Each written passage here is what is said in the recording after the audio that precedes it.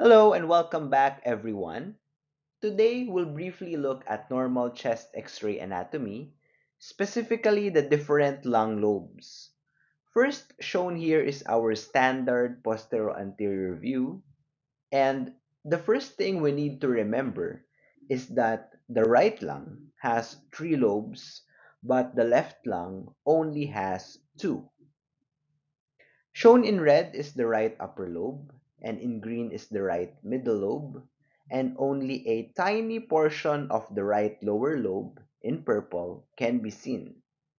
This is because the bulk of the right lower lobe is better seen or at least glimpsed at from the lateral view.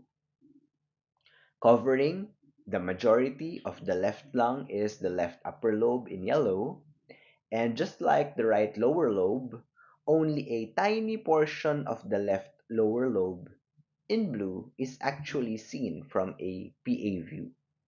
To get a larger glimpse of the left lower lobe, we need a lateral view for that.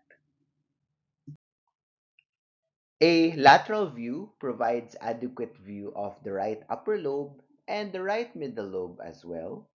But more importantly, its purpose is to help us visualize the right lower lobe in purple, as well as the left lower lobe in blue, which were only tiny portions visualized in our PA projection.